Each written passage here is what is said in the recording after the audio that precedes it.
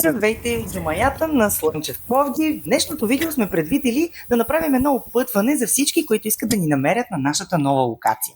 Намираме се на Малката главна, на гърба на Малката главна и както видяхте току-що, можете от джумаята директно да тръгнете и по Малката главна. След малко ще ви покажем маршрута и оттам, но можете да тръгнете и леко в ляво, където ще се озовете на първата успоредна пресечка на Малката главна. Казва се улица Скайлер. Тя е изключително популярна в Пловдив.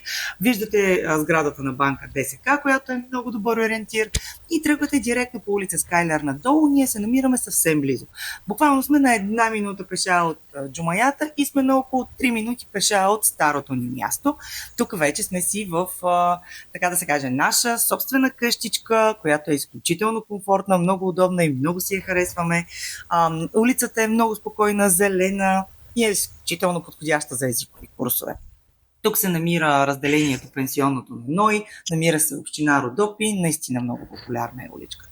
Ето това вече е и нашата къщичка. Добре сте дошли на нашия адрес, а той е улица Скайлер номер 8. Не случайно сме си го записали, за да може и да е напълно ясно за всички, които идват при нас. Сега ще ви покажем, и ако тръгнете надолу от нас, пътя, който преди малко казах, че е от Малката главна. Тръгвате надолу по Малката главна, стигате до халите и съответно, ако застанете с гръб към халите, ще видите ето тази пресечка, перпендикулярна на главната. Тръгвате по нея, завивате наляво през магазин Емарт и ние буквално сме залепени до него. Ето пак НОИ, община Родопи. Тръгвате леко нагоре, както казах, сме точно след Емарт. Ето това е вече нашето прекрасно местенце. Добре сте ни дошли. Днес съвсем леко ще загатнем за всички хубави неща, които ви очакват вътре и които вече си направихме. Това е входа. Намираме се и на първи, и на втория етаж на къщичката.